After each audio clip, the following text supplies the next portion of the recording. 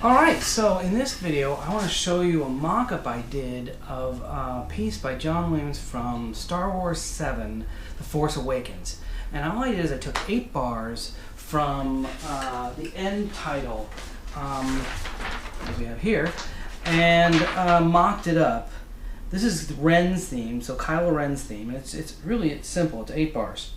And the main reason I did this mock-up is I want to explore the differences between 4 different brass sample libraries.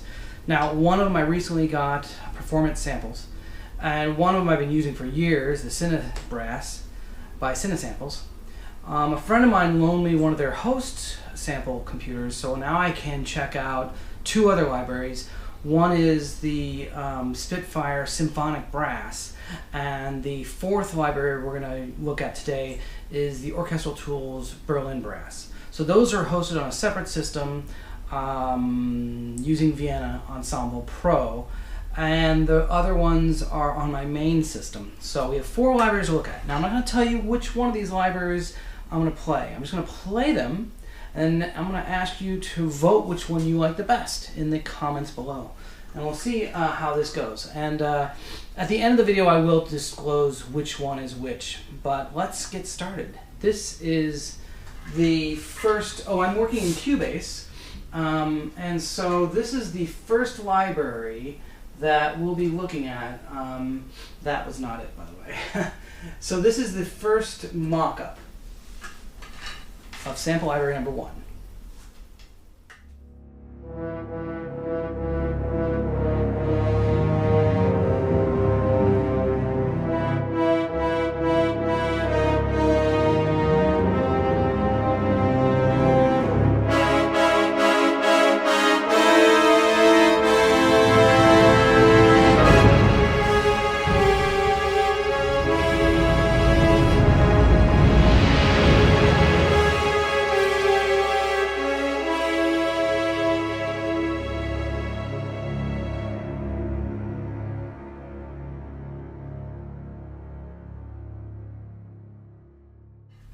Alright, so that was sample library number 1.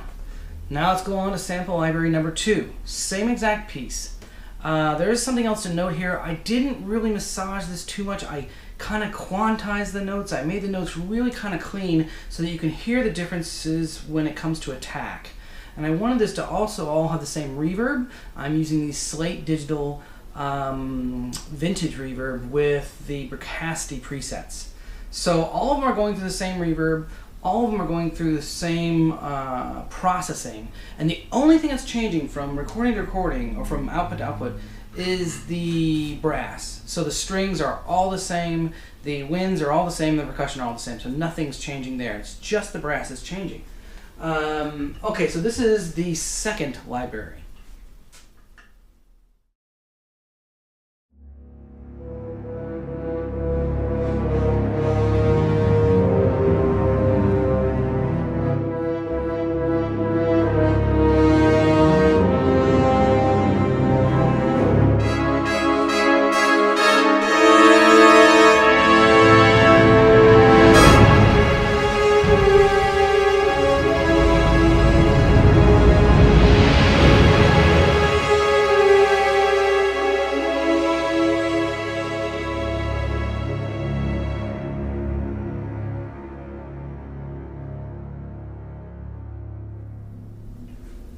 Okay, so that was the second brass sample library.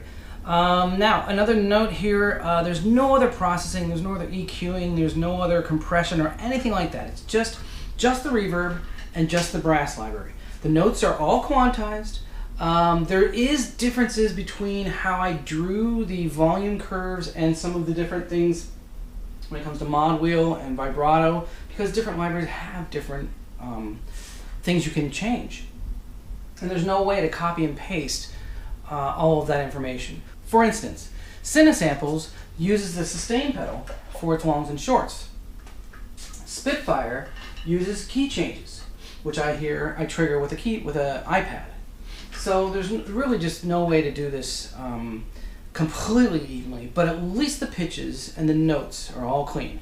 Now, if I was going to do a final track for delivery or something, I might actually play some stuff in. I might, you know, loosen some stuff up. I might move some notes around to make it sound a little more tight, or maybe a little more loose, a little more human-like. But in this particular example, I wanted to be really clean. And when it comes to John Williams and this kind of orchestral composing with pencil and paper at a desk, a lot of times quarter note is a quarter note, an eighth note is an eighth note, and you want it to be really kind of quite accurate or close to accurate. Obviously live players will loosen that up, but and I have loosened up some things. In the tempo I've changed and added rallentandos, and I've made it a little more broad in some areas. So that was with tempo. So there is a bit of adjustment happening. All right, so let's go on to sample library number 3.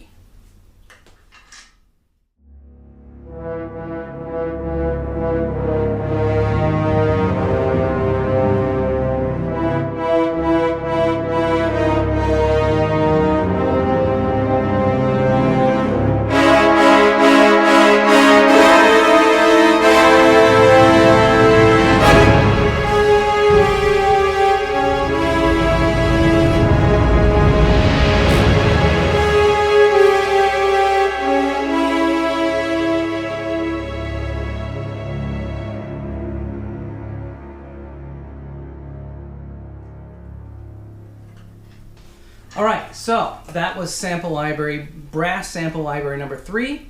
One note, I do put on the Oxford inflator on my master bus. It's the only plugin on right now, and it adds a little bit of harmonic sweetening, but I don't believe that's going to add that much because they're all 4 getting the same exact kind of sweetening. It's really because my speakers aren't the best, and so I'm kind of compensating in some ways.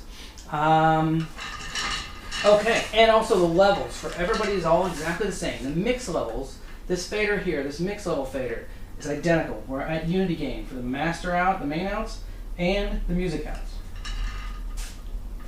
All right, let's take a look. Sample library number 4.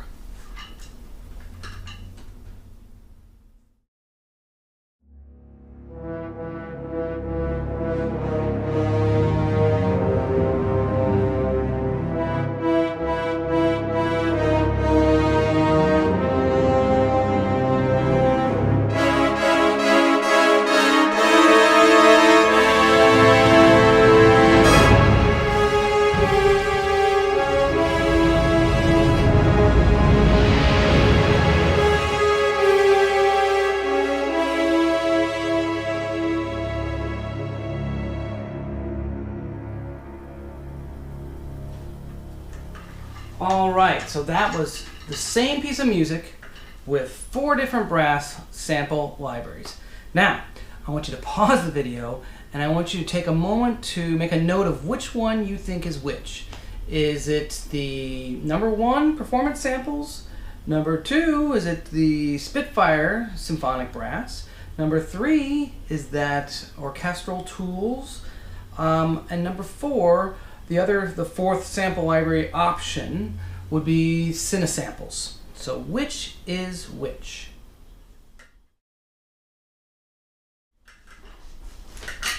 Okay, so let's do this. The very first one you heard was performance samples. What can I say? There's a really interesting library. It has, it doesn't use key switches. It basically, you play short notes, you get short notes, you play long notes, you get long notes. It's a really innovative library, very interesting. The second sample library was Cinesamples, CineBrass. It's been my go-to sample library for brass for years. It's still tremendous. It was recorded at Sony's recording stage. It had Dennis Sands for mixing. I mean, it just has that symphonic, cinematic, orchestral sound in the mix. Okay, so the third sample library.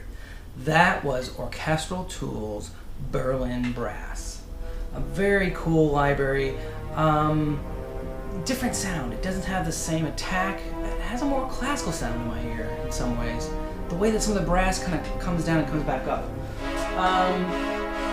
Berlin Brass, you know, when it comes to selecting things, I had to use some Marcato shorts for some of those shorter notes. I had to quickly switch over to sustaining notes accented sustains. Sorry, accented sustains. And then for that last pop for the trumpets and the trombones, I had to quickly switch over to staccato. Now, yeah, I mean, a very interesting collection of sounds, a different sound from the Spitfire. Spitfire had to do similar things where I'm jumping from legatos to sustains to staccatos. But, yeah, so those are that. So that leaves number 4, and you guessed it, that was Spitfire's Symphonic Brass. Really great library also. I think it had some of the most power in some ways. I don't know if I can tell you which one's my favorite. I can say that they all have their benefits. So I guess that's up to you to decide what's the best for you. What I think is important about this video is that, you know, all the demos I hear where, you know, if you go to the company's website, you're going to get a demo that they worked on for weeks, and they hired a professional mix engineer to create these crazily perfect demos. I spent probably half a day on just entering the notes. So we're not talking a lot of time here. I need to work quickly. So for me, it's just a matter of how fast can I get the ideas out of my head, how fast can I get a mock-up made. And so that's the difference, I think. And then it comes down to, you know, ease of use and how sound, ease of use, how is programming. I think Cinesamples is great, but you have to get used to this whole pedal idea. Most people don't understand that you have to put the pedal down and play notes, and that gives you sustains. Then when you let the pedal up and you play the same notes, it's staccatos. And it's different staccatos on how hard you hit them. That takes a whole process of learning that's different than simply clicking on staccato, a button on your iPad that says staccato, and playing staccato notes. So I think this has all been a great learning experience, and, you know, of course, using a piece by John Williams, we get an even sound. We don't get some maybe a composer who wrote a demo for a sample library. You really have no idea if it's going to work for A, your music, or B, if it works at all. It's music written by a composer that you've never heard before. It may sound cool, but you have no idea what process happened. With a John Williams piece, you can go listen to the live orchestra today, and you can hear exactly how a great live orchestra sounds like, and then compare it with the samples. That way you get a true comparison. How does this sound, and how does it make me sound as real as I can get it? So when you're out there buying samples, just be wary a little bit of these demos. If it's not, you know, I kind of wish they would do classical pieces, or, you know, film music is a little tricky because of licensing issues. But still, it would be nice if they did a whole piece and you could hear how those brass or winds or strings work, rather than a custom piece of music, which is just so abstract. You just don't know what you're getting. And again, if you can, borrow a friend's host computer and try to figure out whether you can try these samples before you buy them. The Symphonic Brass is, you know, almost $1,000, I think. So I really needed to get my fingers underneath it, get a feel of it, know what I've used to been using, and then, you know, before I'm going to plunk down that money, I need to be able to play it and use it in my own music and figure out, does this work for me, or is it just another library? For me, there are really 4 main orchestral sample libraries out there: Cinesamples, Orchestral Tools, Spitfire samples, and there's some of these newer ones, you know, something like Performance Samples or ADIO. There's a lot of cool stuff that's in these kind of other companies. So that's it. Thanks for watching.